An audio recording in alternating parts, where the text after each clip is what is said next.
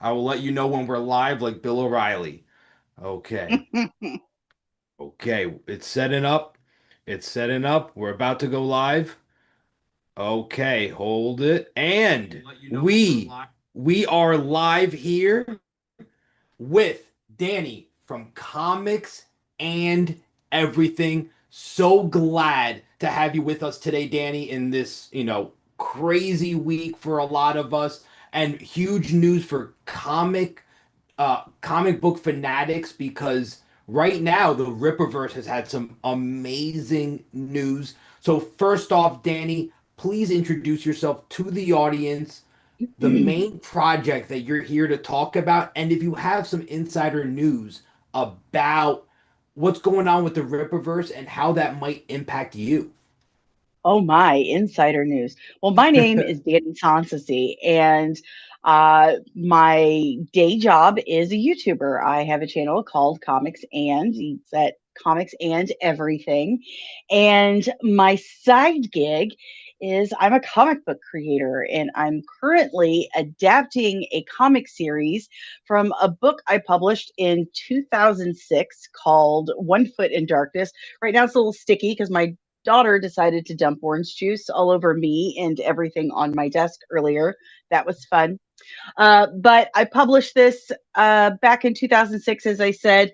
But I was raising four kids. What I really wanted to do was make comic books, but I didn't know how. And I became a single mom. And when you're a single mom back in the early 2000s, I didn't really have a lot of opportunities or outlets, ways to figure out how to do that, how to go about it. I thought, well, I really need to know how to draw to make this comic book. So I had ended up writing the book. And then when I became a single mom of four, it really wasn't my priority. So I ended up doing hair for 1.5 years. hmm And when my kids got older and I started doing YouTube, I happened to meet the right people who, as you pointed out, happened to be Ripaverse people. My editor for the comics that I'm working on is Caro Brown, who is a Ripaverse writer and the assistant editor in chief. My artist And an for incredibly inspiring person. I mean, the she thing, is her tribulations and the way she has responded to it, and the way that she continues to follow through and continue to strengthen herself. I mean, you have to check out if you're interested in, you know, personal journeys and the hero's tale. Check out Caro Brown on X. She goes more into detail about her story, and my God, you know. She's an absolutely incredible person. We're twins. We joke around that we are twins. The story of how we met is pretty crazy. Pardon me. The weather here has been absolutely horrible, and for someone of Mexican DNA being stuck in a very kind of wet and cold environment, my sinuses are constantly at war. It's unfortunate. So I apologize. But Danny, my family is Danny, my family is from Cuba, and they had 50 states to choose from, no connection to anything. And I always say, why New Jersey? You had so many beautiful tropical states you could have chosen. Now I'm stuck because I have family, connections, everything, right? So, but I'm like, you had a clean slate and you chose New Jersey? My God. well, in my defense, I'm only a quarter Mexican, and my grandmother hid from everyone that she was Mexican. It's a whole thing. It's a whole thing. Um, but I met Caro when I was on a stream with a mutual friend of ours, Tabitha, Dreaming Tabitha. We were doing art party, and it's this wonderful stream where Tabitha likes to torture me because everyone else on the stream is a penciler. They draw, and I do special effects. That's one of my 378 other jobs is I do special effects. Like And your cosplays are just, I know you've used that for your own personal journey and your but they're unbelievable. Like your Ahsoka was wild. I mean, some of the ones you have done is just Talk about a transformation. I know your favorite holiday has to be Halloween, right? Oh, absolutely. That's what led me to wanting to do special effects. But I learned the Ahsoka from the man himself, the man who brought Ahsoka into live action and won an Emmy for it. That was Mr. Brian Sipe. He's a dear friend of mine. So that one I can't Wow. take all the credit for because I learned from the literal best. Holy But Jesus. Tabitha does the show called Art Party where she comes up with a topic and then there are categories and through a roll of the dice you get randomized character and then everyone else has to draw this randomized character. I get about an hour to an hour and a half to put that character on my face. And as you can imagine, That's a it little never bit tougher. yeah, and as you can imagine, it never turns out to be like my top tier work. But it's always a fun time and it's always funny. And you know, the greatest part of it is everyone loves to see my husband Dave's reaction. Not you, but the other Dave. My husband Dave's reaction uh, to it. That's always a good time. But this last one we did back in December just so happened to be Caro, Igor, Eric Hodson, and who was there was someone else, and they were all from Rippaverse. And Caro and I hit it off. I mean, from the start, we were almost exactly alike personality wise. It was so crazy. So the next day, she reached out to me and said, I just want to thank you for being so nice. And I was like, wow, no one's ever accused me of that before. Thank you. And we joked about how difficult it is being middle aged and female and being able to find new friends, especially on the internet.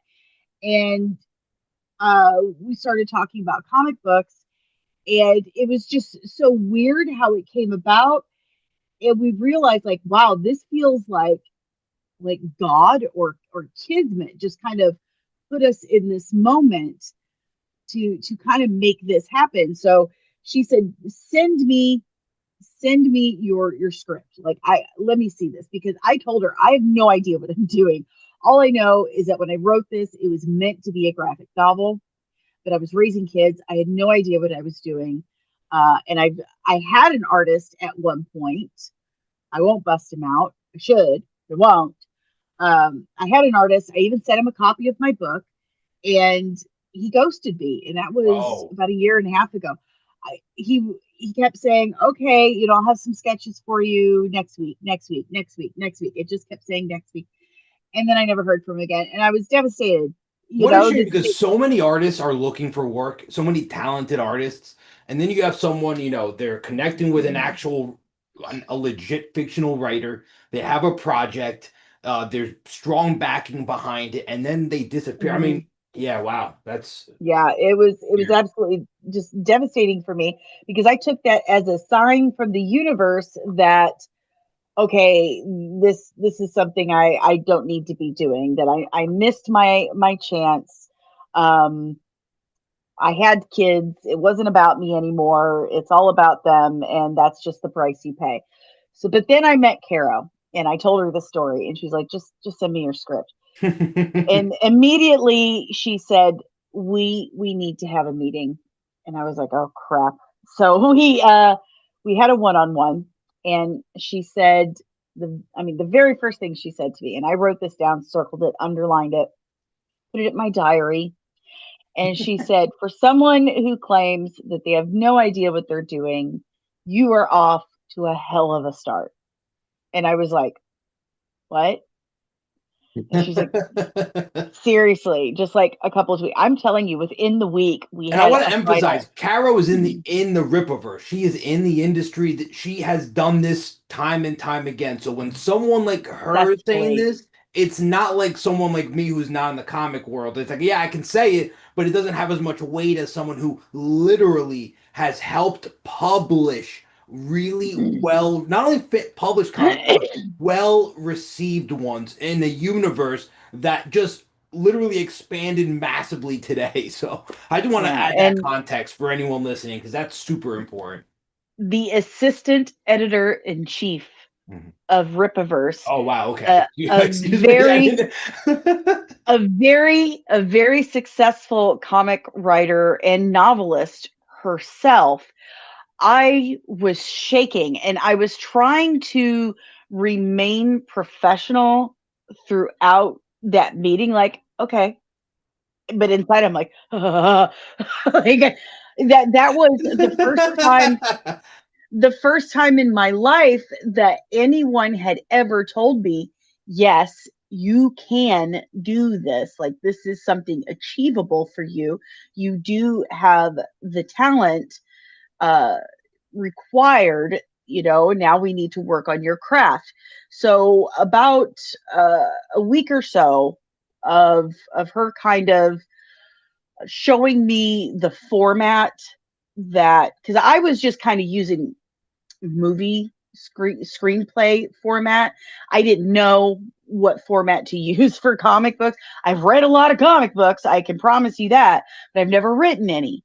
So she kind of showed me the ropes. Like, she sent me an example, and after that, I I was kind of off to the races, as they say, You had a map. and She I provided a had a map map. of what needed to Ex- be done. Exactly. And my favorite parts were getting her edits back when she would blue line them. And, if she said, like, okay, you don't need this or whatever, but she would put good stuff in there too, like, okay, ew, gross, I love it. Or, your strong suit is action, and that was kind of Whoa. that was what I needed.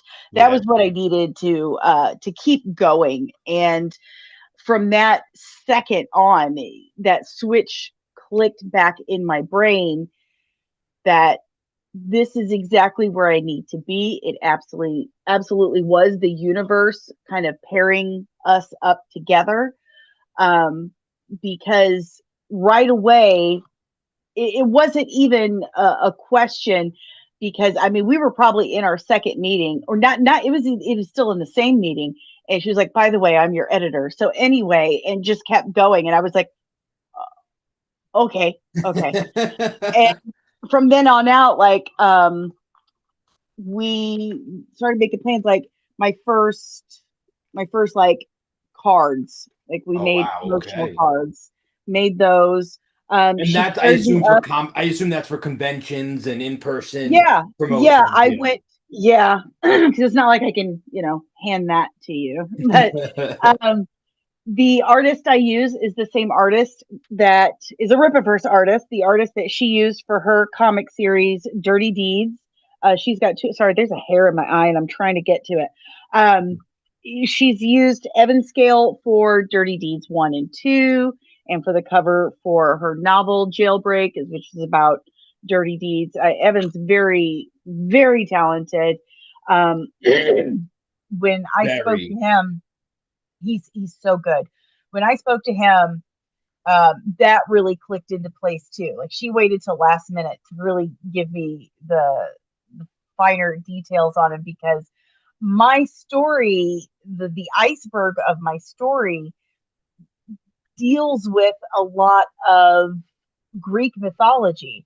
And so when she told me, by the way, Evan is Greek, he has an accent because Evan is Greek, and I went, "Shut your face. Are you kidding me? Like, this is perfect." So when I gave the script to Evan, he fell in love with it, and he's like, I mean, when we talked about the vampires, uh, I mean, we really talked about the vampires. We went into depth over how I wanted these guys to look. I really wanted them to And be detached. I'm putting one of the scenes right now on the screen for anyone who's looking. This is Mhm, where the vampires are taking a good bite, and you can see, first off, this artist is absolutely incredible. I mean, talk about, mhm. because I had the opportunity of reading, the first chapter, the first few chapters of this You book. read So the first book. yes, exactly. I didn't remember. I don't know how many chapters Yeah. that was, but it was reading it, right, and then seeing it Mhm. come to life, it's actually, I don't know, it's more in depth than I would have thought with how much care they put into it. Like if I'm a very visual person, so when reading, I was able to see it, and the first, by the way, this is one of those stories. It's not a slow burn. This goes No. right into it. So if you want to get right into a story, this isn't one of those books where so you know how oftentimes they say you have to finish the first season or you have to finish the first a few chapters. This is not one of those stories. You will know right away what kind of story this is and if it's for you. And I think this is going to be for most people. But continue because I wanted to add that detail as this is on the screen right now. Well, like I said, it really felt like once once I met Caro and then she introduced me to Evan, that I mean that the fat lady was singing, it was ready to go. It was done. Let's go. And then we started the Fund My Comic campaign, and that's where we're at now. We've got 2 pages done. Evan's working on a third, and then I'm going to collaborate with 3 more from him. We're Yep. funding right now through Patreon, through Fund My Comic. We have a Kickstarter, but it's that one hasn't done well, and that is on me. I kind of jumped the gun on that one. So, like a couple people have contributed to the Kickstarter, but you don't get your Kickstarter money unless you reach your goal. So once that fails, the couple of people that have contributed to it will get their money back, and then when we feel like we're ready to really do the Kickstarter again, we're gonna start that over, Now, and let's add some you know. context here because, first off, my understanding, I remember you were detailing this last thing. So, Mhm. Danny's been on the circuit on some huge shows. She has some upcoming guest appearances. And correct me if I'm wrong, but if you are part of the Patreon, you're locking in access to those first chapters. Is that correct? Oh yes, yes. If you are part, that's the thing with the Patreon. The Patreon is kind of my home team. Patreon is the brotherhood, and the brotherhood is actually that's a spoiler for the story. But the Patreon is known as the Brotherhood for Veiled Legacy. Veiled Legacy, of course, is the name of my series. Book one is called Midwest Gothic.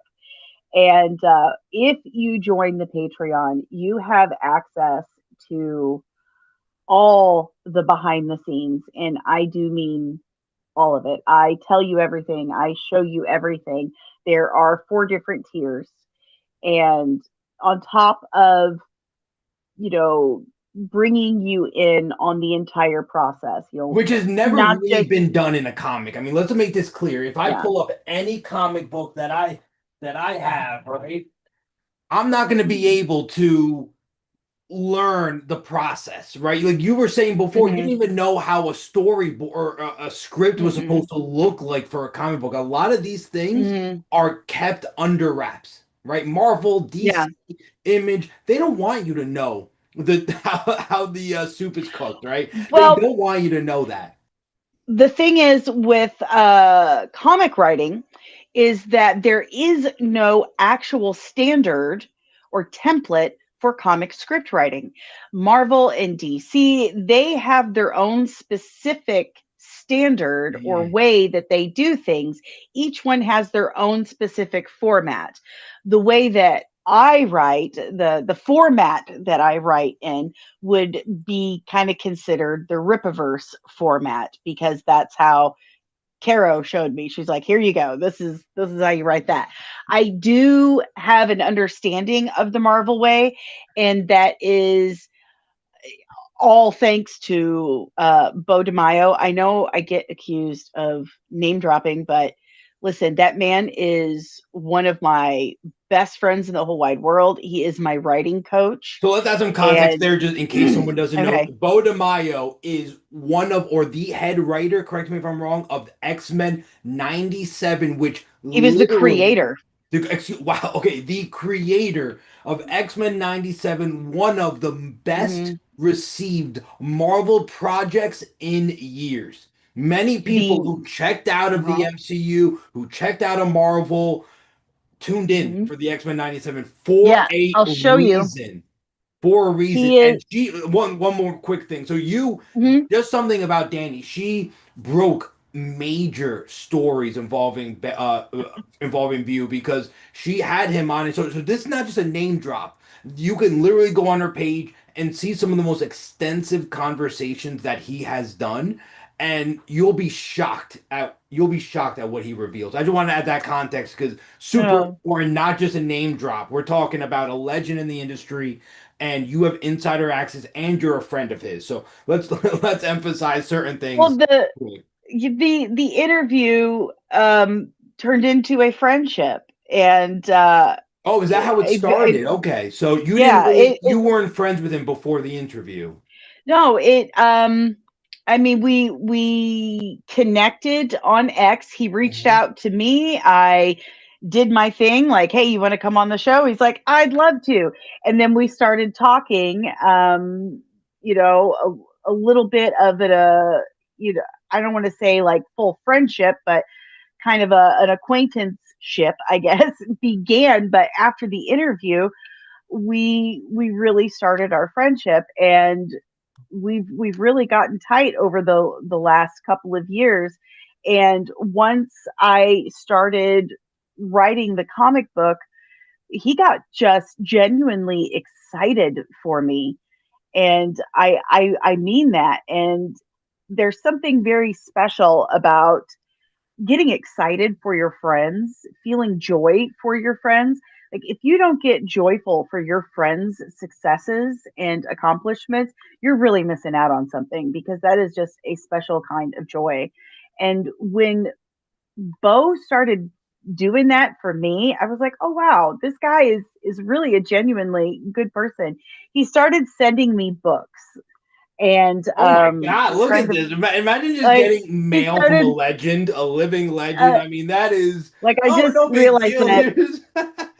Well, Here's- one of them is this one. It's called Words for Pictures by Brian Michael Bendis, and it's about how to write comic books, and it wow. teaches you, the Marvel way, basically. It's got some formatting for DC, but it basically teaches you. Oh, there's my This bookmark. might be Teaches you controversial, the but I Marvel love way. Bendis. So I Yeah. wish I had that. I love Bendis. Like you look at Ultimate Spider-Man, more so his a Hmm. little bit older stuff, maybe not right now, but He's a some of great writer. yeah, yeah. I He's a love great his writer, but dialogue. And his dialogue is what gets me. yes. The interactions between characters. I think he took it up to a next level and really gave everyone Hmm. more individualistic personalities when they're speaking. And that's very difficult when you're dealing with teams, when you're dealing with sagas and crossovers. So I just want to give him credit. I'm a big fan of Bendis. Absolutely. Yeah. But yeah, he sent me this. He sent me a couple other books on craft, and anytime and let me tell you something, he's never going to blow smoke up my ass. He will entirely tell me exactly how it is, or no, you need to go back and do that again. And he has read my script, he has read my comic, and he loved it. He really enjoyed it. I was incredibly excited to get the stamp of approval from Wow. Bo DeMaio. You gotta And put his review on the cover or something. oh, I I'm mean, going to. And I told him, I'm quoting you. And he said, you have talent. You do. You have talent. You don't have craft yet, but we're going to work on that. So that having coaches like Caro Brown and Bo DeMaio in my corner has has changed the entire game for me. And can I I say look one quick back. thing there about Bo Mhm, real quick? yes. Bo has every reason not to help creators right now. In my opinion, this is just a Mm, humble opinion. He got screwed over. What happened? That's my opinion. I don't obviously, none of us were there, and yeah. obviously only the people in the room were there and that can say. But my understanding, everything that I've seen and I've looked into it, I think he got screwed. You did. And he had every right to be, vindictive. He had every right to be, angry at the community, but instead, here he is helping someone, literally giving, products to you. And I love that. And I've seen that obviously myself in the last few weeks, how the community can really Mhm. come Well, together do you to support do you know why creators. that is? Why It's is that? because I I was no better than anyone else when the story first broke. I admit it. I drank the Kool Aid. I assumed the worst at Hmm. first, Hmm. but when I spoke to him, got his side of the story, and did my own Hmm. research, and that's incredibly important, especially in our line of work in our circles in this day and age, Yeah. that we do our own research, our own thinking. Find out for yourself. Don't just let someone else tell you something. Go find out for yourself. Go look it Mhm. up. And what I discovered was there were no names, no complaining witnesses. There were no specifics at all. There were no actual complaints. What did he do? Well, he harassed. How did he harass? Well, he just harassed. But how? What did he do? There were no specifics whatsoever. What actually happened was someone at the corporation contacted Snyder and said, "You should say this." And he said, "Okay." Didn't ask questions. Didn't, I mean, and this is kind of what he does, didn't ask questions, didn't anything else, um, and just ran with it. And once he did, then other people picked up on it, and the ball got rolling. And, the rest is history. When I discovered that, I felt horrible. Yeah. I felt genuinely disgusting. I was very Talk about a disappointed in Jussie myself. Smollett, right? I mean, you're saying something that happened, you're being vague, no specifics, no Hmm. examples, no Hmm. proof. Ay, Yeah, ay, ay. I felt very angry with myself. Yeah. I know better. I absolutely know better. That's not how I choose to live my life. That's not what I preach. Yeah. So But in your we defense, you are a writer, and if you mhm, hear about abuse happening to other writers or however it may be, I can see why you would be sympathetic because it's like, yeah. wow, that sucks that he's Well, using his power to harass other staff yeah, members who are just trying to create, but that ended up, from what we understand, being not being the case. correct. And I reached out, I texted him and I said, "I'm going to be honest with you."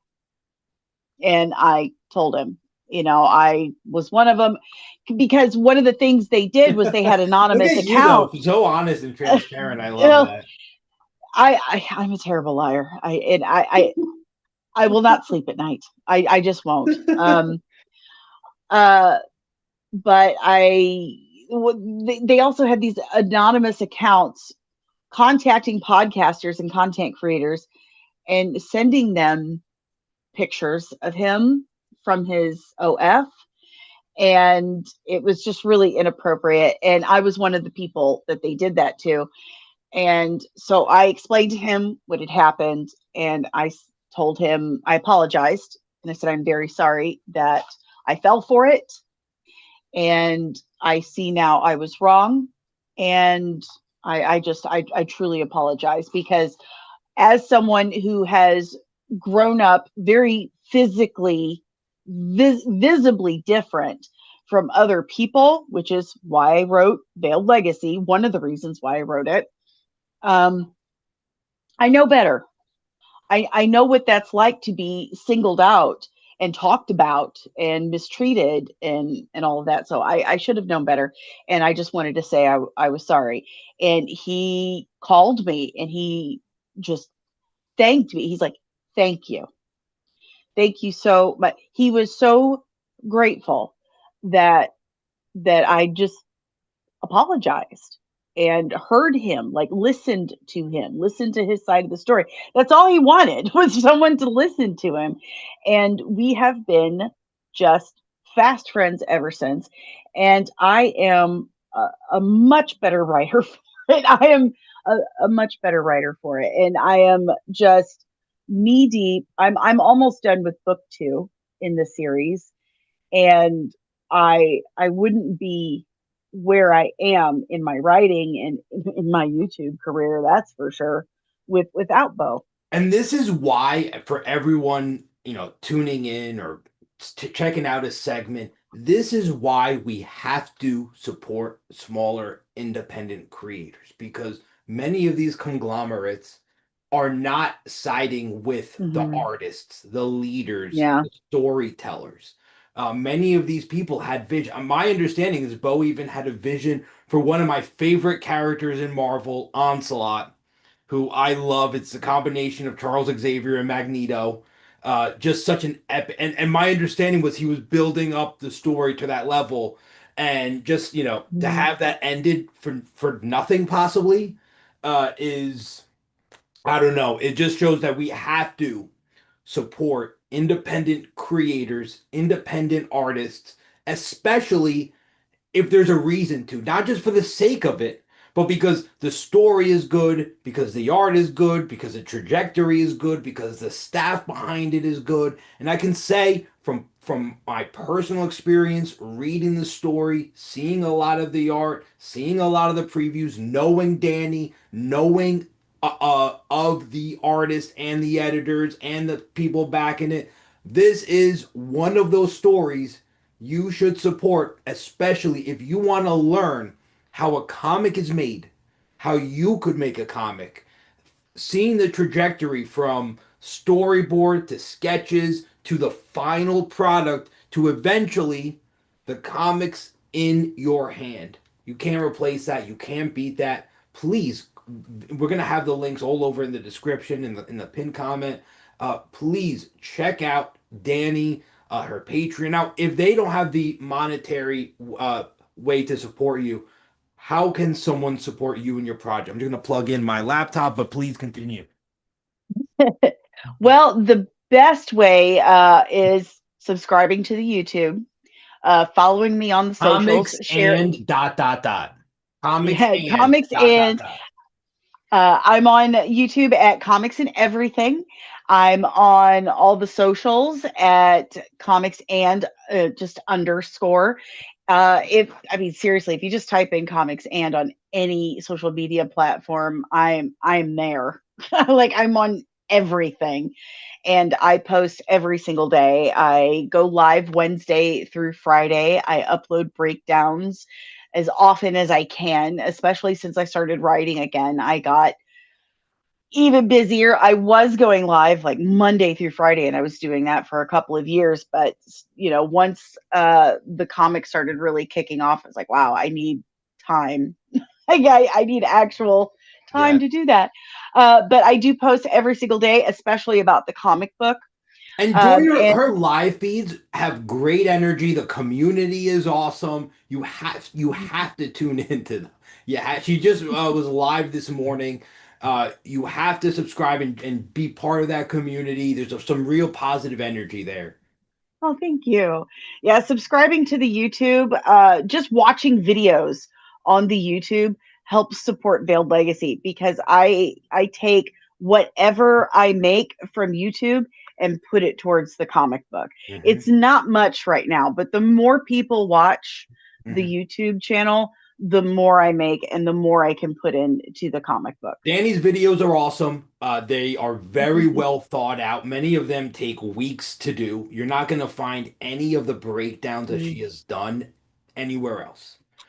So you Yeah. absolutely have to check. It's not just the light. Just look at her videos. You're going to be blown away. If you care about lore, comic depth, you're not going to really find anyone better that's doing it, especially for topics that are relevant for now. So trust me when I Yeah. say this, you're supporting a creator who does a lot of things by subscribing to her YouTube, by going to her X and social media pages, by liking and sharing those videos by bookmarking your posts on X. It makes a big difference. Yeah, and hashtagging Veiled Legacy, talking about Veiled Legacy on social media. Like I really need to get the word out there more. That's been my biggest hurdle right now is getting the word out.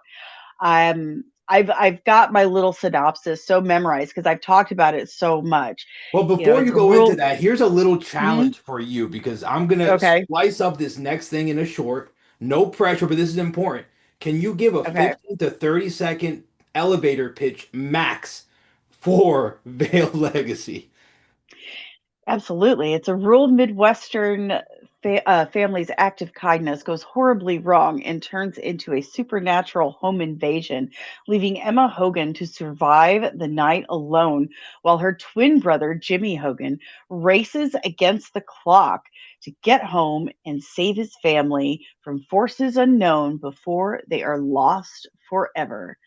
We've got vampires, Greek myths, James Bond gadgetry, and more action than you can handle in 42 pages.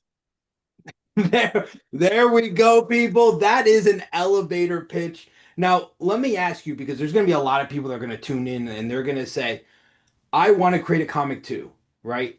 Mhm. How do I start? And would being a member of your Patreon provide insider information on how they could do it as well? I think so. I think it really would because I share a lot of the process, probably too much, because I can be rather verbose. I don't know if you've noticed. Um, First of all, thinking is a great start. I think a lot. And I know that sounds kind of silly, but just kind of living in your head and letting something gestate. I'm sorry. No, you're It's good. Don't my worry. that's my alarm to tell me to get to work and start writing things. Um uh that's another one. Time management, so important. Look at that. You Having literally just saw a step of the process right there. Timer's going off. See, yeah. you literally just saw a step of the process exclusively here. I have my I live by my calendar. I live by my planner. Uh, I set alarms. I keep my planner, my calendar up constantly. I have an iPad that goes everywhere with me with the Apple Pen. Also, a gift from Caro. Like I really don't deserve her. That stuff goes with me everywhere. That and notebooks, and I daydream a lot. I know that sounds like something that kids do in kindergarten. Also, I got in trouble a lot in grade school for the daydreaming, but that is my process. A lot of my writing is done in my head. I think a lot, and what I think about is stuff that I like. You can't really write for anyone else. You have to be honest and write what you like. If you are sitting there writing something for someone else specifically, and you're only writing it because someone else likes it, you don't particularly like it, but you're only writing it because someone else writes it, it's not going to be any good. I'm just being straight with you. But if you write with honesty in the sense that it's something that you like, it's something that you want to see, something that you want to write, it's going to be good. My first thing I do when I really need to get in the mindset, and this is something that it's a technique that comes from a book that Bo recommended called From Where You Dream, and it's a collection of lectures from a class from classes that were given on fiction writing.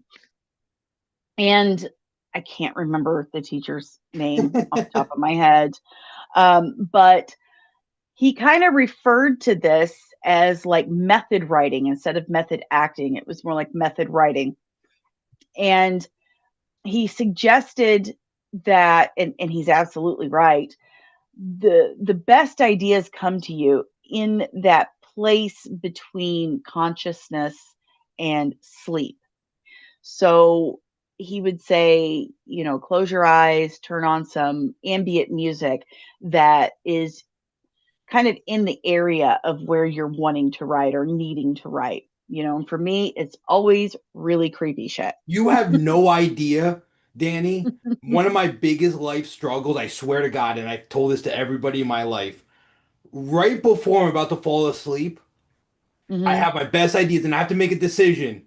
Do I write it Hmm. down or Always write do it down. I do I go to sleep and then probably forget it? And let me tell you, I always forget it. But so I try to do it, but then I have to go back to sleep again. It's like I'm like right Listen, at the like I'm 10 seconds away, and then boom, the massive idea always, comes, and it's often groundbreaking and what I've been thinking and looking for and chasing, and I know exactly. I love that brain thought process that you just shared there. always write it down. But I have this Bluetooth eye mask, and I'll turn on some really creepy ass ambient music, and I will just practically go to sleep. Mhm. And I'm telling you, even when I go to bed at night and I'm about to like I start to dream, and that's what this writer tells you. It's right at the time you're starting to dream, but don't control it, don't alert yourself to it. Just let your mind wander. And I'm telling you, 9 times out of 10, it's a home run. It works for me. There have been times where now I got to get up, I got to write this down because it worked. I got to fix this.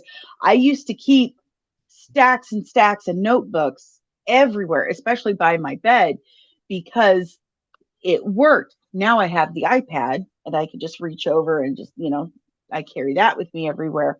But it does work. That that kind of liminal space between sleep and Yep. consciousness is the sweet spot It's a for little the absolute uncomfortable. You best have to get a ideas. little uncomfortable, right? Right. And it's your mind has to relax because there are some times where you are stressing it too much, you're pushing it too much, and you're missing things. So if you just let it relax and let it come to you, it's a totally different world.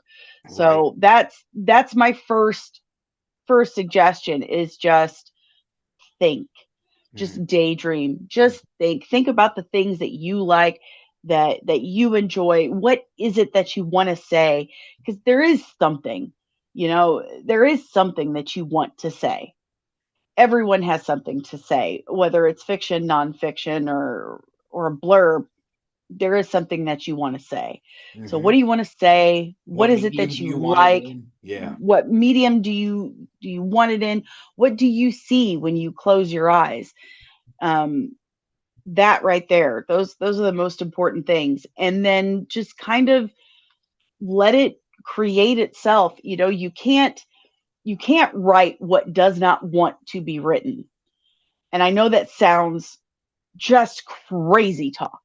It sounds crazy, but for someone who is a writer, that is the most true thing you will ever hear. You can only write what wants to be written, what is ready to come out. And when it's ready, man, just let it happen. Just let it happen. Don't force it. Just let it happen. And just be honest with yourself. I think those are, I mean, it sounds crazy when I say it out loud. I sound like a crazy person. And But obviously, networking is a big component here because that's how you were able to find a lot of this team. And speaking of, let me ask you a question and mhm. put and clarify something for me. So I'm happy to say I ordered my first Rippaverse book a few days ago. It's coming in soon. The Mighty What'd you get? Golden The Mighty Golden Patriot, written by Yellow Flash. Very Oh, excited. good for you. Very excited to read that. I think it comes in tomorrow or the next day. It comes in very soon. Very excited to read that, and it looks great. Got great reviews. How is your book connected to the Rippaverse, if it's connected at all, or is it just major players from the Rippaverse involved? Can you clarify that for us? Well, It's not in the Rippaverse. The Rippaverse is a connected universe like Okay, I DC didn't or know that Marvel. aspect. So it is a connected universe. Okay, very cool, Hmm. very cool. Okay, so Yellow Flash, his is through Rip Ascend, which is Oh, okay. I was wondering what the which. difference was there. Yeah. So Rip Ascend is the service arm of Rippaverse, the company, where they assist indie comic creators in printing and marketing and distributing their comic books. That is what I have plans to Hmm. do with Veiled Legacy. I have plans to use or go through Rip Ascend to print and distribute Wow, Veiled very Legacy. nice. Fingers crossed. Hmm. Um, there's been a brief discussion about it, but not in depth. So And you I and don't you want you to. met Eric July recently. Was that seeing him Mhm. again? Can you clarify? Was that were you meeting him for the first time, or were you just Meeting him for the connecting once first again? time, Wow, okay. And to be and part of the table and wow, it's he amazing. was he was absolutely wonderful. And Hmm. let me tell you something. When I met all of those people, um, I had never received such a warm welcome in my life. I had no Wow. idea. Every single one of them knew exactly who I was, and they were genuinely excited to meet me. Every single one of them, from Eric July to Epic Mike to Yellow Flash to Nerdrotic, every single one of them were genuinely Is excited. Epic Mike And part of the Rippaverse? I think, does he do I know he's something at with least a Nerd? friend. He's a great. He's He got has been he's amazing. with Geeks and Gamers. Oh, He's with that's right. Geeks and Yes, yes, Gamers. yes, yes. And Geeks and Gamers has a thing. They're But basically partners. I like Geeks and Gamers right, a they lot. They have have some Epic really good Verse. people under that umbrella. Right. They had the Epic Verse at some point. I'm not very familiar with all of that. Okay, got it. I'm not connected. Okay. So I just went I don't know them. Hmm. Please I mean, you say that. I do. don't know them. Like I have met them, but I don't know them. But my connection is with Rippaverse, Okay, cool. and I always joke around that I'm unofficial, unofficially affiliated. But they were all just magnanimous and wonderful, and I volunteered to work the Rippaverse booth all through MegaCon because they gave me a badge. They gave me a badge and like put me up for the weekend and treated me to dinners Oh my and God. Whoa. they were so wonderful. And I was Oh like, my okay, then God. I'm gonna work then. And every once in a while, um, Caro's husband would come and get me, like, you want to go do this and go see this. And I'm like, well, I'm working. That there's not many people around, so he's like, you don't have to. Like, I know, but I'm trying to be grateful, man. Like, I'm Trying trying to to be give grateful. back. And Trying to give yeah, back. I'm trying to show my appreciation. But they were absolutely wonderful. I joked around with Eric. There was him and uh, Alex were joking around about how they wore brand new shoes to a convention and their feet hurt so bad by the end of the convention they couldn't hardly walk, they couldn't handle it. And I said, were they still attached? Like your feet, were they still attached? And Eric's like, yeah. And I said, so you're doing better than me. And he puts his head down. He said, not then I wasn't. And I said, and I looked into the camera and said, did you just hear that? Eric July just told a one-legged woman. Like it was a really good time. Eric is absolutely a kind And man, Matt, and Master of the TDS just said, Danny, you are too nice in the chat. I love Master of the TDS. Me too. That He is, was my personal therapist in the last few weeks. I believe it. I have known Master of the TDS for about 6 years now, Wow. and Okay. Look at that.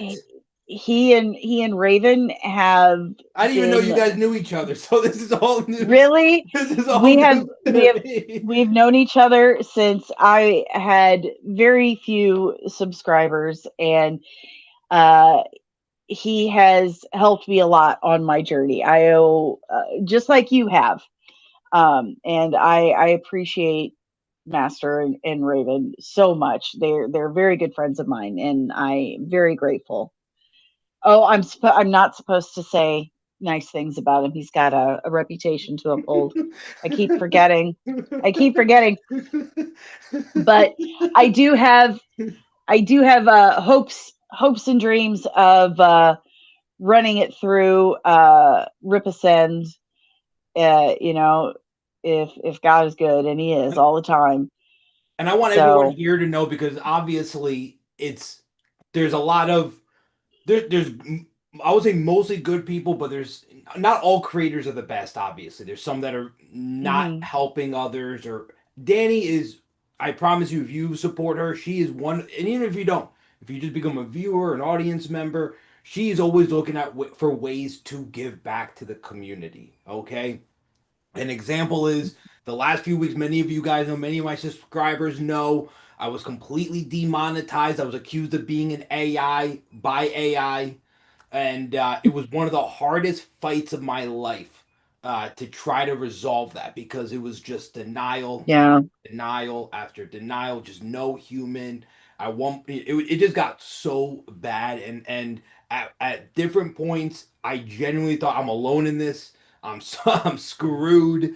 And Danny, her audience, and so many others, many involved in the Rippaverse, many in that sphere, many in the geeks and gamers sphere, many in that world were so receptive. Yellow Flash was a real huge example of someone who had no reason to use his audience to promote, my cause. Not only did he promote it, he had his own words. He tagged YouTube constantly.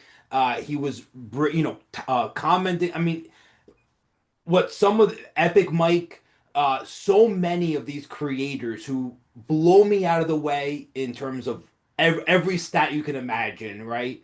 Uh, Stopping to help the little guy, and it got resolved, and it was only because of creators like Danny, like her audience, and people in that world. Okay, and I will always be eternally grateful for that because it was definitely one of the darker moments that I've had professionally.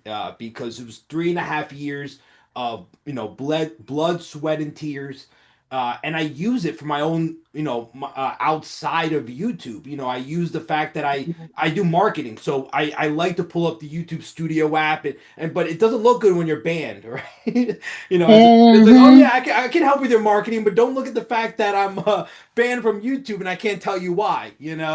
Um, so I just want you guys to know that if you please, support Danny. You're supporting a great person who's among a great group of people, and this is the time to support independent creators. Well, thank you. You're too kind. I still don't think I did anything out of the ordinary. I did for you what I would hope someone would do for me in that position. And what happened to you, what's happened to Thousands. so yeah, so many others is terrifying Yeah. for creators. We're all, you know, frightened of that. So, I mean, I hope we can all come together for all of us and keep that going. And there was some people that were like, I disagree with everything you say. I think some people thought I was a socialist. I'm not, just to be clear. I'm the way opposite side. My family came from communist Cuba. I don't go into politics at Mhm, all. Typically, because this, my channel is meant to welcome everybody. It doesn't matter what your political affiliation is, what your beliefs are. Let's hang that on the door and let's talk movies. Let's talk mhm. entertainment. But despite the fact that some people literally thought that from like a right wing perspective that they thought they were promoting AOC, they still did because they thought and they said, "Look, I don't. We disagree with what we have to say, but you have the right to say it," and that's tremendously powerful. That's Yeah. tremendously powerful, and it comes down to it doesn't matter who you are, what your beliefs are.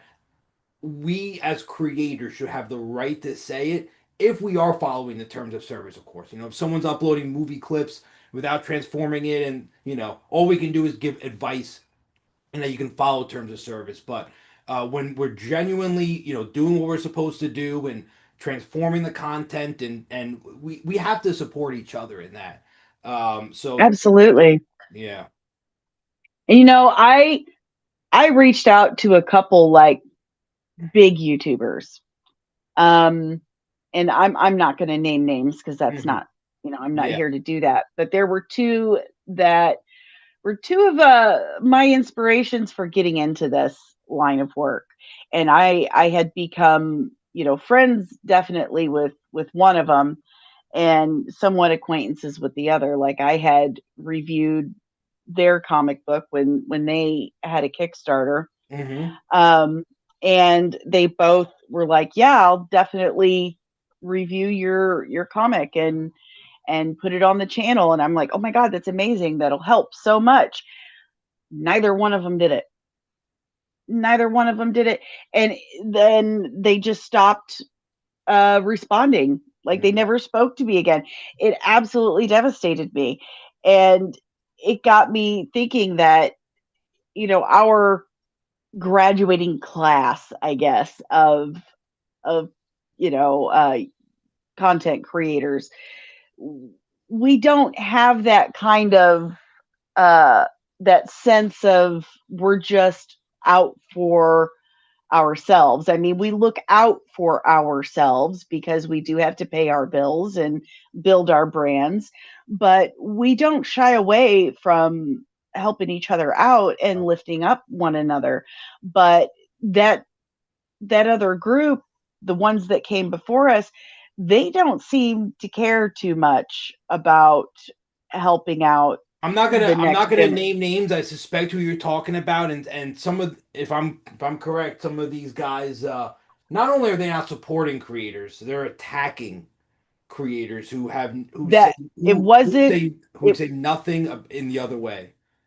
it wasn't it's probably going to surprise you because you actually tagged one of them and Oh, thanked them oh, okay. for helping with getting Mm-hmm. Mm-hmm. your channel back. Yeah. So I was very surprised by it. Like Mm-hmm. they kept saying like, I'm not gonna lie, I forgot to read it, but here's the link to her Patreon, and then dropped it in this chat.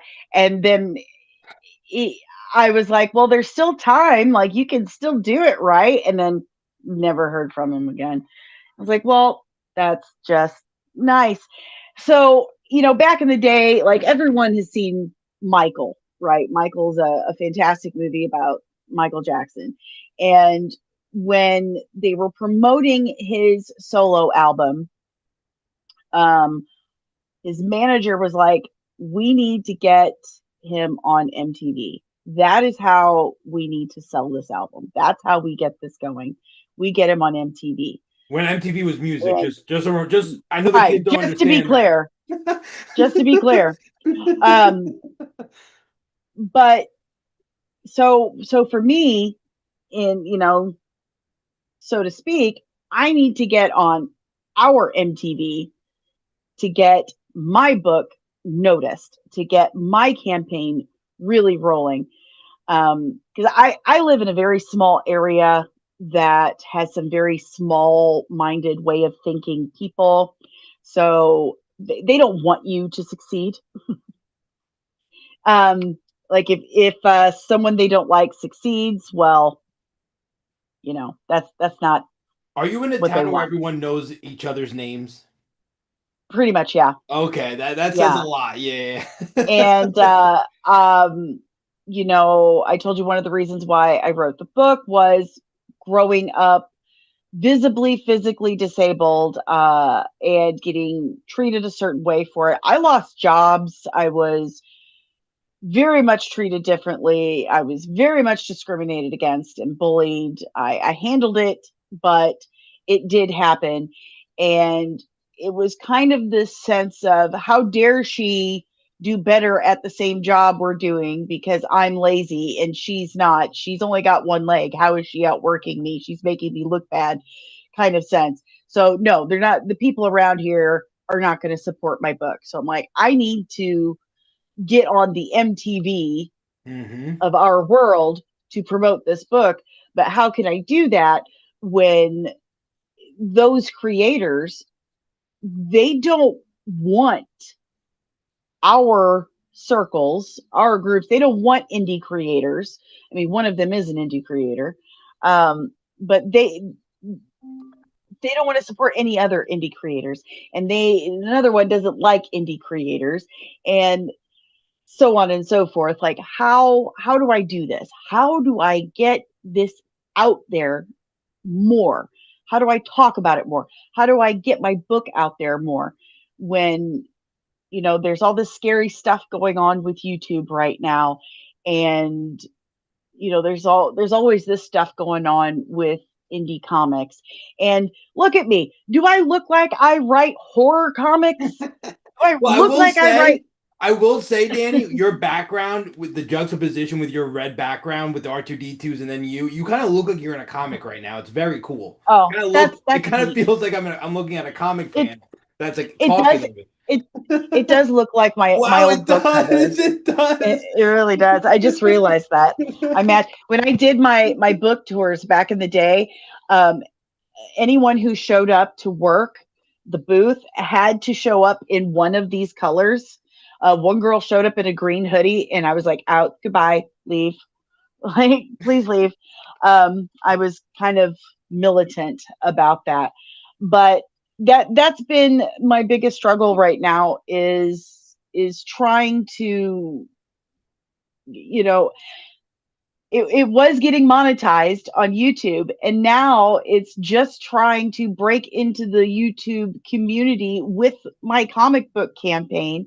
It's like, Hmm. please let me on your channel so I can talk about my comic book and get more eyes on this. Hmm. Like, I know you don't know me. I've got under 17,000 subscribers, but I swear to you, I have a great comic book. I have an amazing team behind it. It's just that we don't have eyes enough on it yet. And I need your help with that. So Danny, we that's could definitely off stream talk about certain from from a marketing point of view, certain strategies that are free that I would highly mhm, recommend. We'll talk about that off stream, but just a quick example would be making a graphic carousel on how to make your first comic book, and then linking that to your campaigns. Like really learn the process, just different angles of it, mhm. and different selling points, and then joining these Facebook groups, and we'll talk about that in more detail. But I have a few I do have a Facebook page, and I do share to several different, like, uh Facebook groups and stuff. good, good. And I've had a few people tell me, like Dreaming Tabitha and Caro also, who are like, your personal story about, why you wrote the book in the first place and why you're writing the comic, like the story behind that and what took you so long to write it. She's like, that's a really good selling point. And Like, can you you go did. into that a little bit? You did a little bit so far, but for the audience, and this is what's incredible about YouTube and this space. I'm not going to name drop anyone, but I was speaking to an amazing creator yesterday, and he was telling me, he has Mhm, cerebral palsy and epilepsy. Again, I'm not going to say who it is, and you would not know by watching their streams, right? And you wouldn't know your situation by watching your streams unless you listen, right? But if you take a look, you're not going to know anything. But many of these creators went through incredible, harrowing journeys to get to where they are right now so that they can put on a smile and a happy face and go into it. But Danny, for those that are tuning in, please give a little bit of a synopsis about why did it take so long? What happened here, and how did your health journey, if you don't mind sure. mentioning that a little bit, resulted in that little bit of delay. But I think it ended up working out in your favor because now you're connected with some of the best in the independent space. Well, I was born with multiple physical disabilities. I have some rare skeletal conditions, very close to osteoimperfecta, dwarfism. It and it's all because there isn't a specific name for the skeletal condition I have because it wasn't something that was genetic. Mm, It was something that was done in utero because of uh, drugs. yeah. Um, I was born with my right leg missing certain bones, uh, and I didn't have an ankle. My foot was clubbed, meaning it was straight up and down. I was missing two toes. Um, my right hip is substantially smaller. And by the time I was 9 years old, my right leg was 7 inches shorter than my left leg. My entire skeletal system is severely underdeveloped and too small for my body. I have osteoarthritis in every single joint of my body, and I've had that for as long as I can remember. I have degenerative disc disease in my spine, so all the discs in my spine are falling apart. Um, that's just what I grew up with as a child. Um, and that was very, very difficult. I started having surgery. I mean, I came home from the hospital in a cast, Yeah. but I started having corrective surgery around the age of 9 months old, and it has not stopped. I've had surgery every year to every 2 years of my life since I was born. I grew up in Shriners Hospital for Children. Back then, it was called for crippled children. And when I say I grew up there, I Wow. mean They I were very on the nose there for cribble. I mean, Jesus Christ. I I lived there in the hospital. The nurses raised me.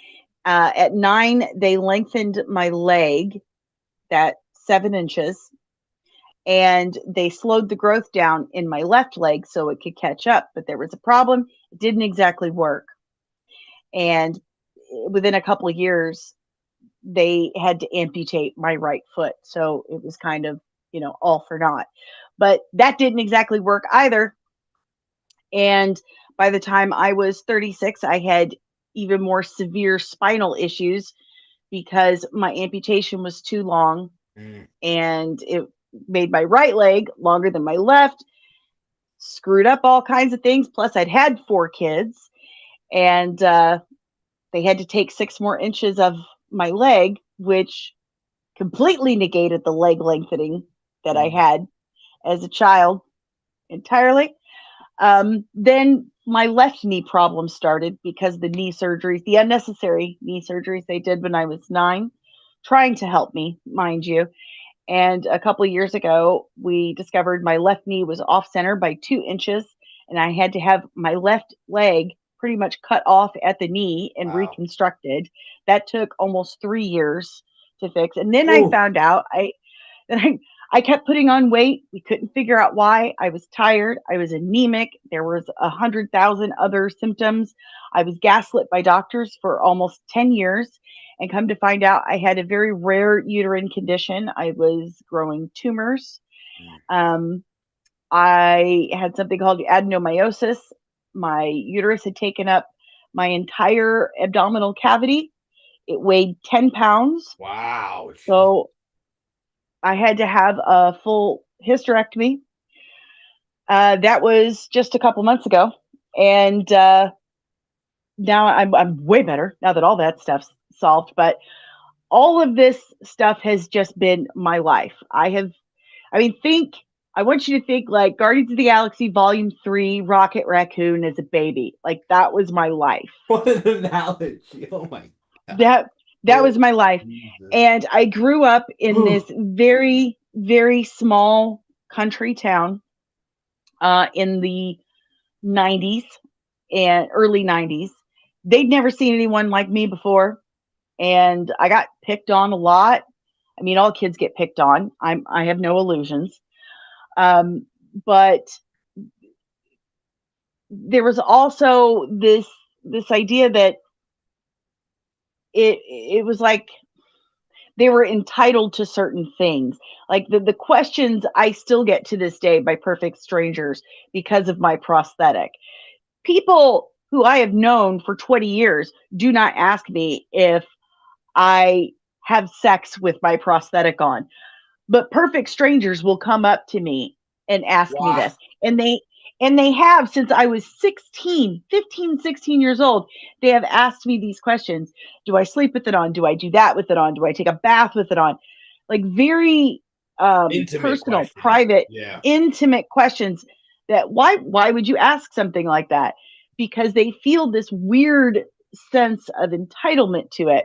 And it's a bit of a Um, power move, to be honest, to think they have the right to put you in that situation, to reflect on it, or feel the need to that you should answer it. I mean, it just yes. there's so many sickening angles to that. I'm so sorry you went through that. And well, I have one of my sister-in-laws, the younger one, she was like, they're not being rude. They're just curious, you know? I said, well, it's a rude question. Google it. Why would you just ask someone that? That's stupid. Like, how about I just sit and ask you, something horribly intrusive? But she's an idiot, so she'd probably be fine with it. But the point is, like, I went through a lot of unnecessary abuse as a child, not just from the disability, but other things. And I mean, I got called Peggy the Pirate all through school because someone at school heard my mother call me that. Ah, So they called me that. And obviously, I had a lot of hangups. I had a chip on my shoulder, as my mom would say. And I was 24 years old in a very unhealthy, abusive relationship with 3 kids. And I'm talking to a therapist, and she says, well, you're a writer. Try writing.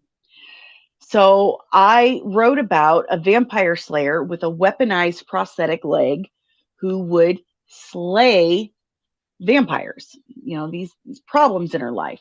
So I would take these issues that I had dealt with and I would slay them with this vampire slayer, with this really cool superhero that had a weaponized prosthetic leg that had a stake launcher in now it. let's Like, be clear so, though. How mhm, how this character gets to that point is very different than mhm. your story, and you're gonna find out very quickly in Oh issue God, one. yes. So let's just be clear that this is a story of someone who starts off the story not in that shape, right? And No, she ends up. Well, I don't want to go into spoilers, but her story changes very quickly from yes. perfect and happy and go getter, right, to Hmm. let's just say crossing paths with some unfortunate creatures, Yeah. to say the least.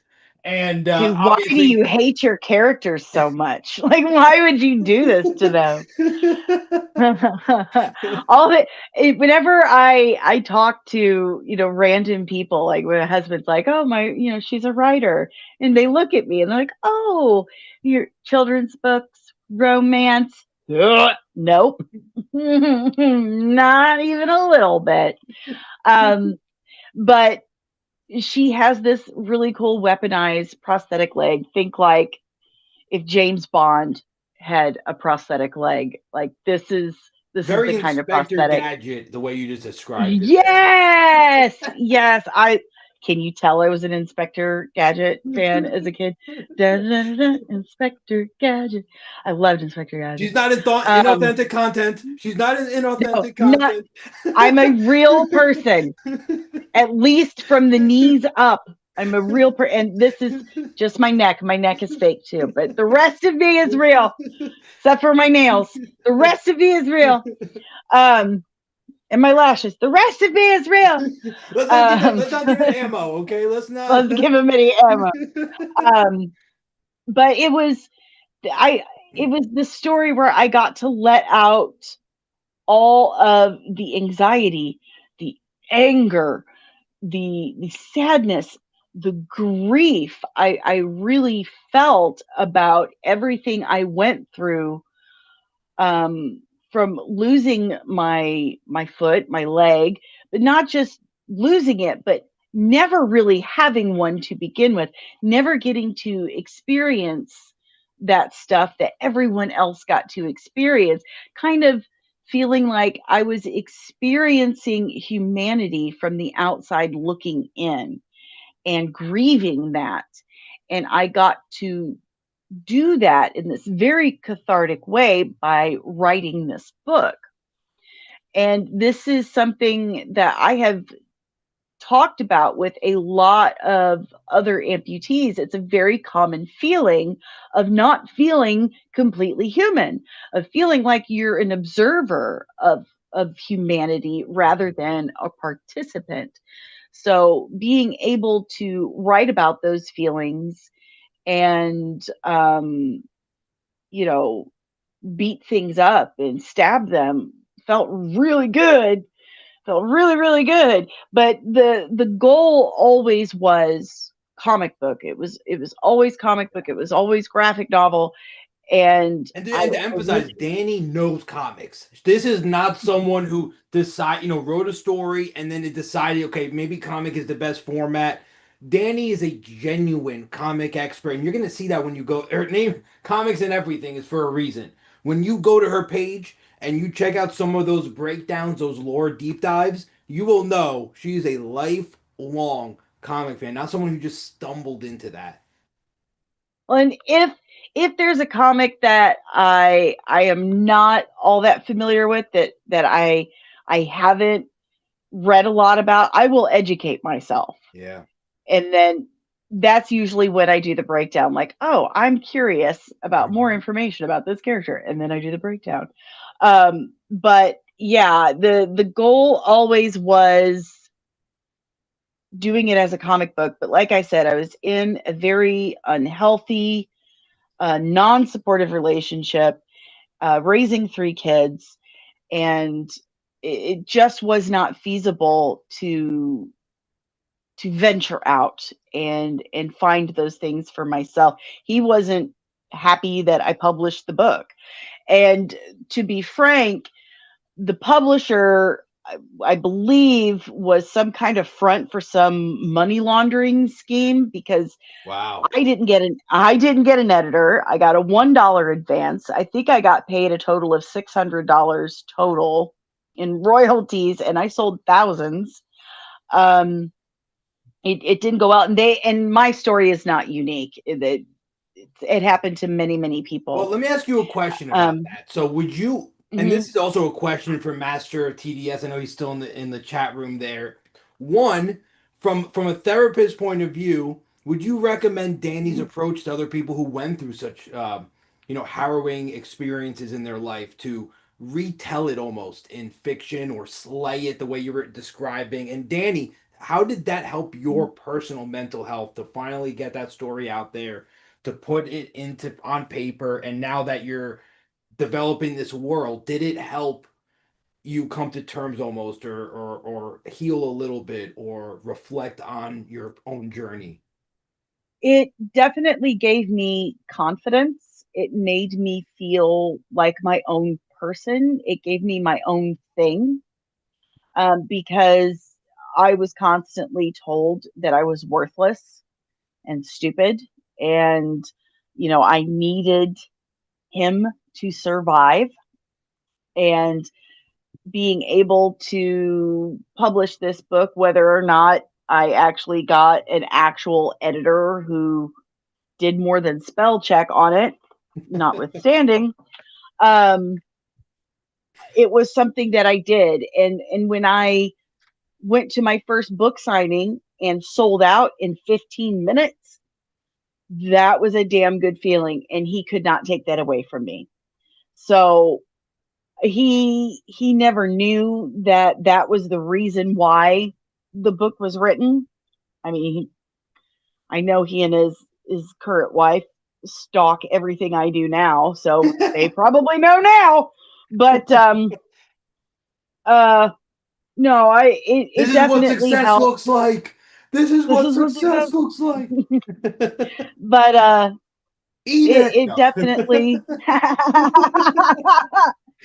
it definitely gave me a sense of self, a sense of accomplishment, confidence, um, and something to look forward to. And it it also was very painful because I was ready to leave. I wanted to leave him, and I remember telling my father, and remember my parents are not the best, and when I told my father that I wanted to leave, I wanted to come back to Missouri, um, he says, "Well, where do you see yourself in 5 years?"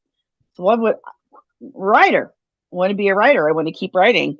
And he said, "Well, I wanted to be a rock star. I wanted to record albums."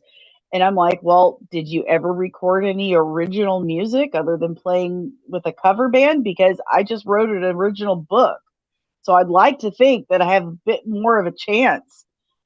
Like, I'm just saying. But my own father didn't have any confidence in me whatsoever, like at all.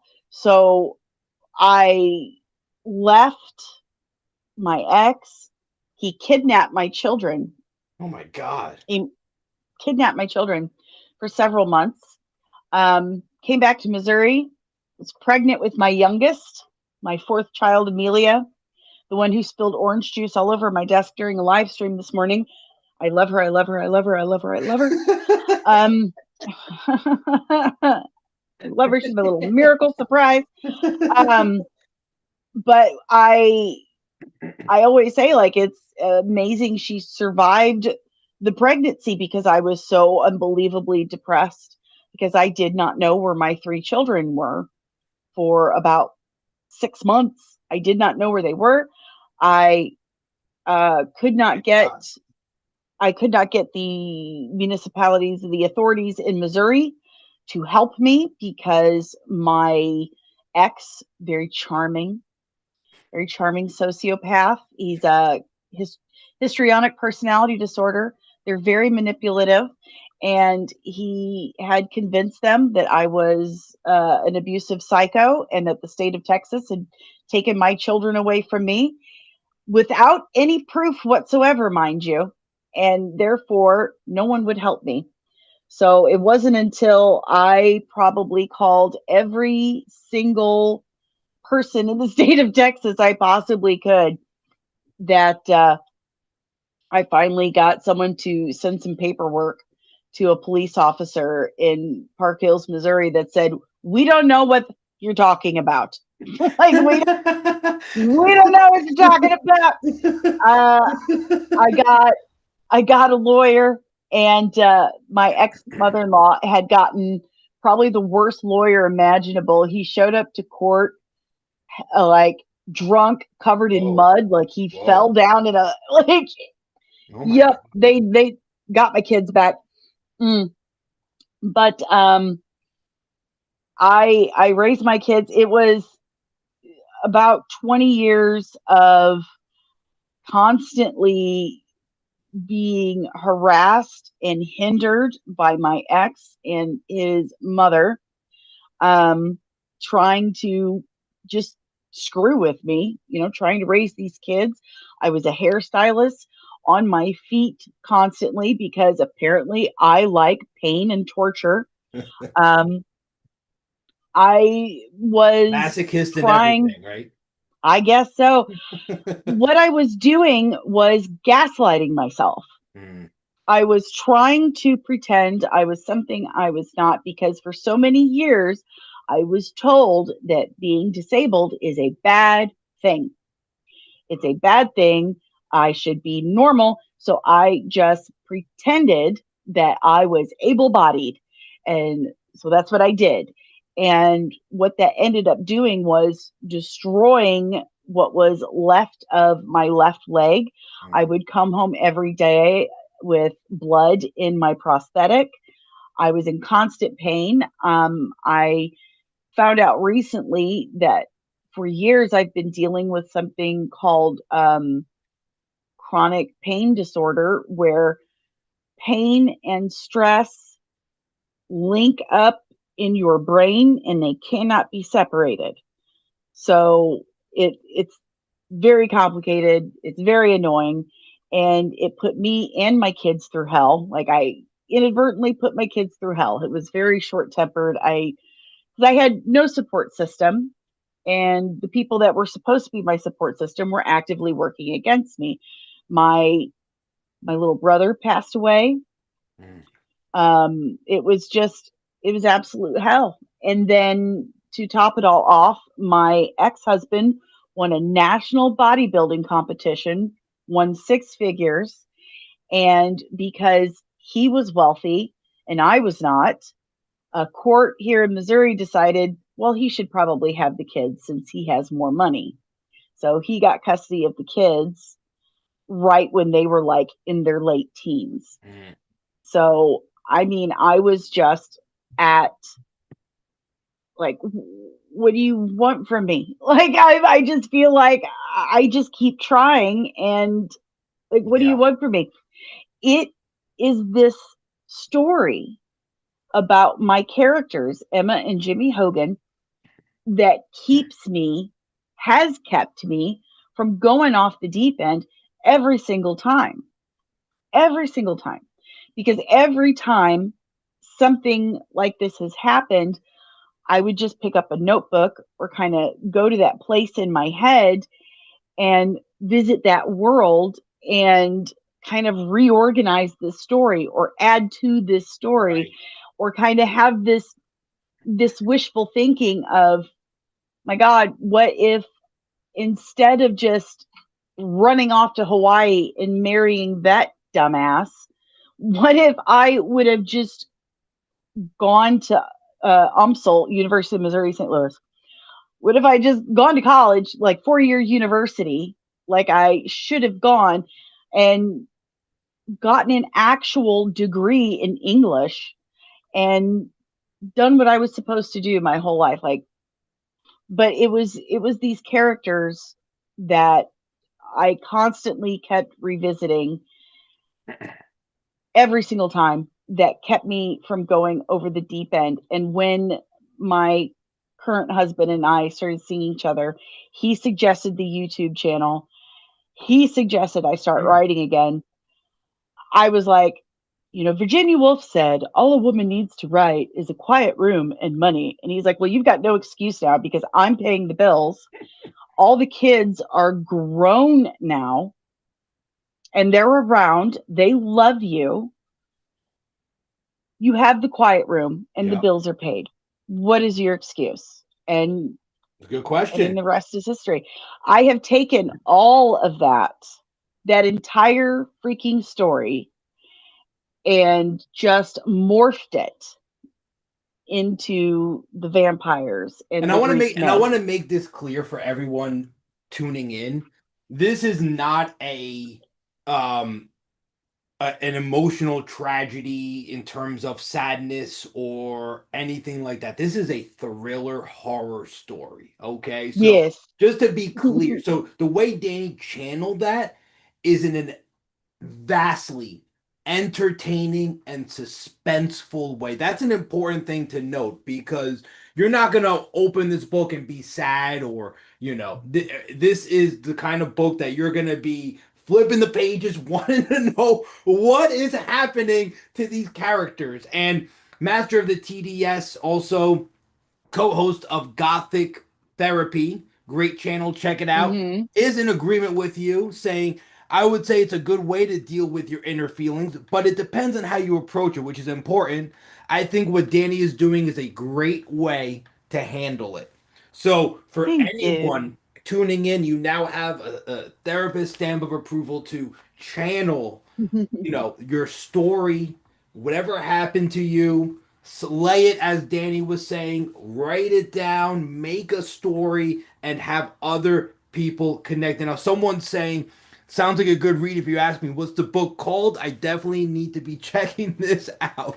So, Danny, for those tuning in right now, please tell us the name of your book, a brief synopsis, and where people can find it, learn more, and join the back end story as this story is being made. So it's called Veiled Legacy. Book one is called Midwest Gothic, which I'm kind of in love with. I'm just saying, and I'm gonna. Do you allow links in your chat? Please, I'm encouraging Okay, that. Please, there you please, go. please. There, I've And dropped I'm going to that. be making it the So, pinned comment at the end of this, and it's going to be in the description. But I just want to make sure that everyone that's tuning in, I haven't just some quick info. I haven't done a live stream in almost a year. Going to be doing more of these with different creators. You know, more conversations. Just really glad to have Danny on, and part of spot having the spotlight on creators that do deserve this, and well, I'm thank taking it. you. I read this story, so the parts available, it is so good. So suspenseful. I wouldn't be promoting it to this audience if I didn't genuinely believe in it. Okay, so I'm telling you, this is a 5 out of 5 stamp of approval. You have to check out this story. Danny, what is the next step for your story right now? Right now, I am in the process of collaborating with my artist, Evan Scale. He is making the pages. He's going to do all the artwork for the pages and the And lettering. he's already done some of And it, and I'm gonna show again mhm, on the screen just mhm. some of this in just a second. And this art is genuinely just beautiful, beautiful, beautiful work. You may even recognize it. I'm sure you do. You can see it right on the screen right now. I mean, you can see the vampires. You can see the vampires having a little bit of breakfast, having a little bit of breakfast. You can see some of the characters here. I mean, look at the quality of this story. I mean, it's incredible, incredible quality here. So definitely this is, anyone And tuning in is absolutely gonna love this. I mean, look at the quality, look at the first off, the inking, the penciling, I mean, just even the small details. I mean, look at how the bottle is depicted, the liquid, the background characters, the clothes, the wrinkles. This is someone who didn't rush anything. This is someone who genuinely, genuinely cares about the story. And it just looks so phenomenal. It looks unbelievable. And this story is and is rolling out very fast. Major. I think the last time we checked in was a few months ago, and we didn't have a mhm, single cover art piece, banner. We didn't really have any of that, and here we mhm. are. You can see some of these banners right here. There we go. Veiled Legacy. I mean, what a really epic thriller. You guys have to check this out. It's completely, you know, unbelievable. So, Danny, for those that are interested again in being part of your community, they want to Mhm, learn more. How can they join after this? Once they're done with this conversation, how can they? mhm. Let's link the campaign because no one got it yet in the chat. I'm Okay. gonna link here 1 second. Hold on. Thank you, Master of the TDS, for pointing that out. I'm putting um the link that you gave before, Danny, to me. I'm putting it right Mhm. now into the Okay. chat. That's the best one. The There. the the Fund My Comic is the best one because that one sends me the money as it comes in, and that way I can pay Evan as we go. Mm-hmm. It's really really handy. The Kickstarter, you get money if you reach your goal, and we're not going to reach the goal on Kickstarter, and that's okay. I've learned a lesson on that one. Yeah. We're gonna start over on that one. But you have the Fund My Comic. We still I'm have I'm also gonna about a put your hundred days. YouTube page on here as well. Oh please! And here So I'll give you the Patreon too, because the yes, give Patreon it. has So all the behind the scenes. I want everyone to take a look at the Patreon. Everyone who's curious about it, that's where the behind the scenes is. I'm also linking her page here in the chat. One Here, I'll second. give I'm it to putting you it in in. our Zoom chat. Does that Yes. help? Of course. Perfect. All right. So there we Okay. go. You have your YouTube, and I'm going to put the Patreon in here as well. Um, And the Patreon's super cool because it's the only place you can get exclusive Veiled Legacy merch, and you get that every 3 months for the first year of your membership. You can't get it anywhere else. It's the only place you can get that merch made by Evan Scale. We're extremely, extremely proud of it. Also, we have really huge news. Um, I have another dear friend, my mentor for special effects, Brian Sipe. I mentioned him earlier. He's the one who taught me how to do the Ahsoka makeup.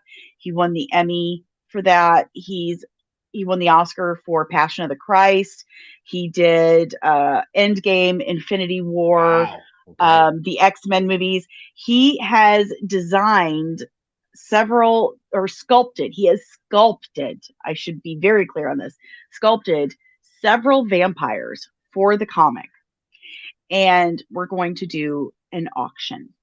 The winner of the auction will get to pick one of, I think it's four or five of the sculptures. You get to pick one of those to go into the comic. They get to name it, and they get their own 3D printed sculpture by Brian Sipe of the Oof. vampire they've designed. I'm going to paint it, and I am a special effects artist myself, trained by that wonderful, wonderful man. He has volunteered all of this. This was his idea entirely. But we are both going to autograph it. He has sculpted it. He's going to print it.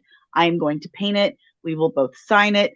So the Wow. winner of the auction gets to pick their favorite to go in the comic, name it, and they get a sculpture for themselves as a collectible item. So, And I want to read a comment in the chat from Ashes mhm. Dash Reborn. That's some really impressive artwork you got there, Danny. I'm glad I saw Master of the TDS's tweet about this interview. That man and his wife are both fantastic people, and I'm going to be checking out the Fun My comic once I get paid tomorrow. So Oh, first thank off, you so, so thank much. you, Gothic Master of the TDS and Gothic Therapy for sharing this Thank conversation. you. Thank you for tuning in. This is, this story deserves to be told. This writer is telling your story, connecting with some of the best in the industry to make this happen. The art is again, I'm in love with the art. The art is so spectacular on so many levels. Uh, Danny, for anyone who wants to get started, what advice do you have for those that they have an idea, they don't know what's next. What should be the first thing they do to get the ball rolling? Because once you said you got the ball rolling, it didn't stop. So what should they do for those that have an idea and they don't know what to do? Okay, if you have an idea, you don't know what to do. Like if you don't know the first thing to do, make friends. Make friends, get out there on social media, make some friends, and start asking questions. Don't be shy. Whatever guilt or shyness or fear you have, you need to pack that away. You need to ask yourself, what is more important? Your Catholic guilt or whatever it is, or your book that you feel needs to get made? Which one's more important? So put that away and start asking questions. Start following people, following creators, make friends with indie creators, and just start asking questions. And you never know what's going to happen. Indie creators are some of the best people out there, and they love to help and grow the community.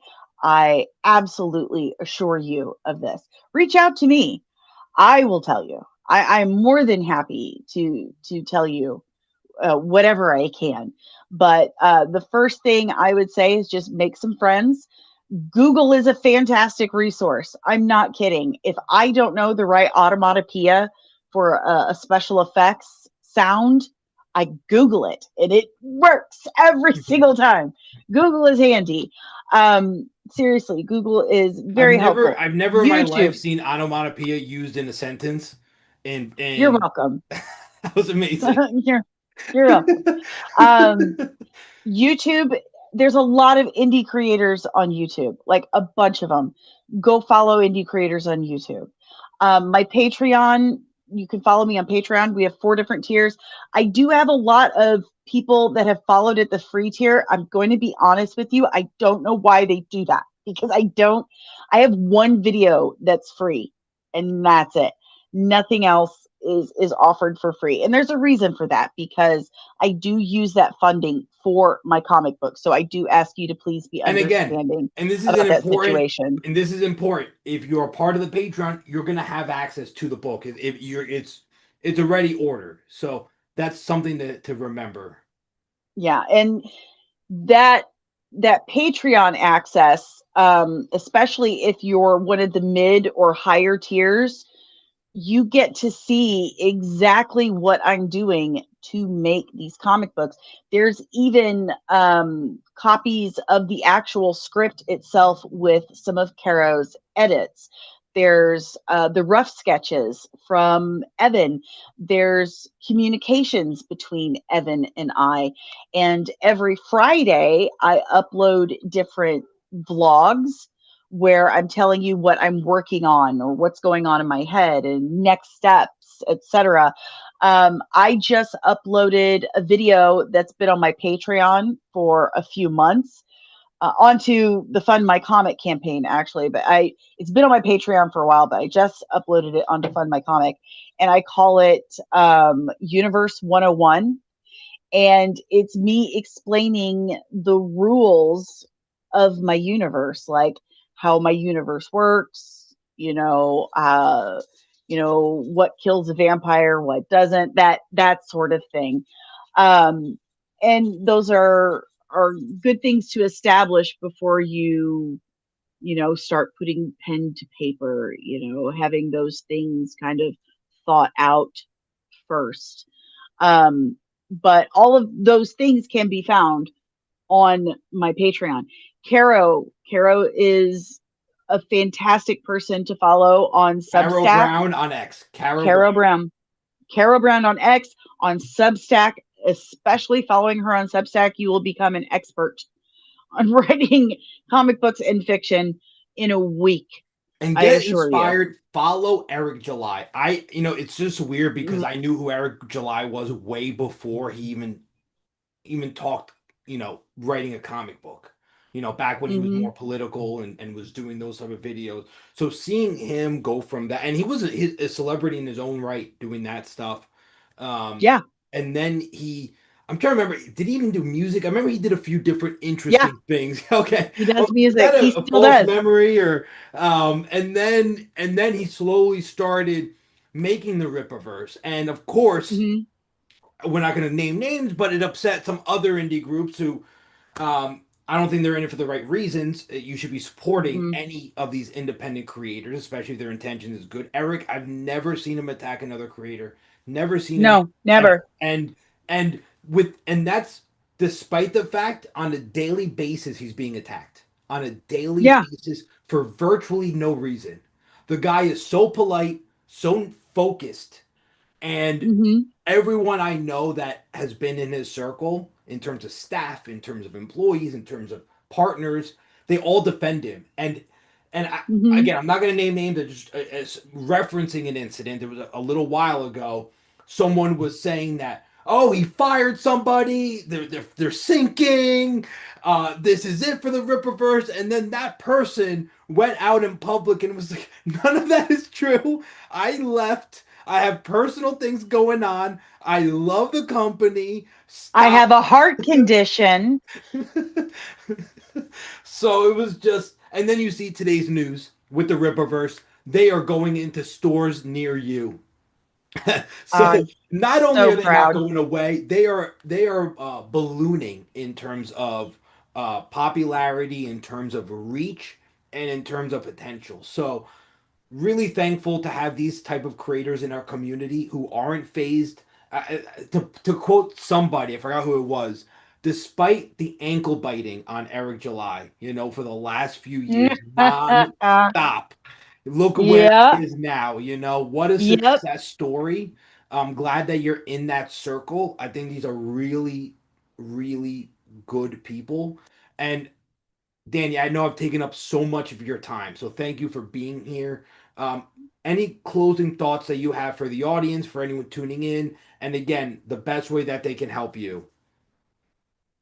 The best way you can help this comic is the Fund My Comic, the Patreon.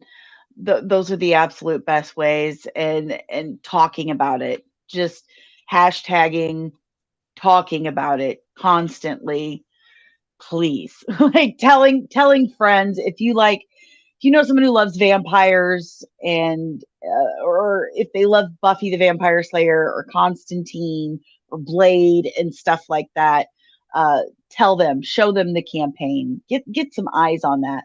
Those are the best ways. But I've got to pay Evan. He likes money. He won't work for me for smiles and friendship. I've tried.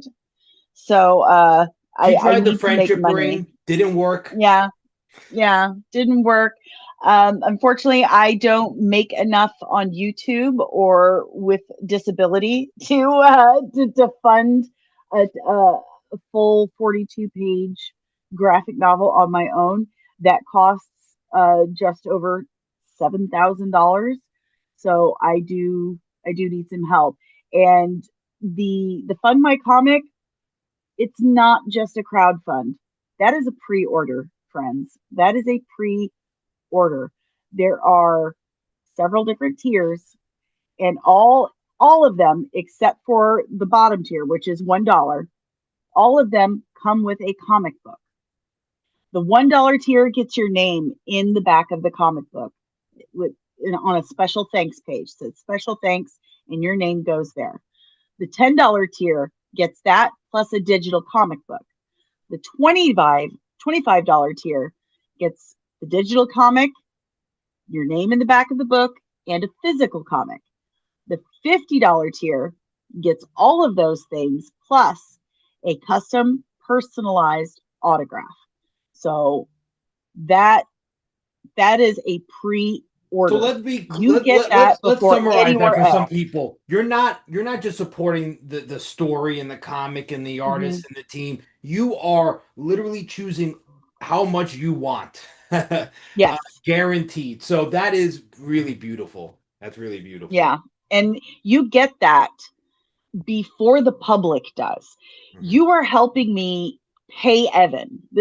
You're helping me make the comic book. And my thank you for helping me make the comic book is I'm giving you a comic book. And then I go through printing and distribution through, hopefully, as has been briefly discussed, Ripascent. So what I need now is just to put the thing together, and I do need help because I am poor.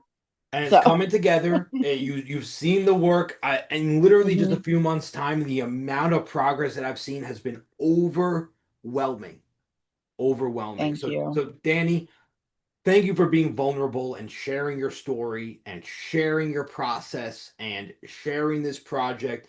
Thank you for helping this channel and myself during these, really difficult few weeks.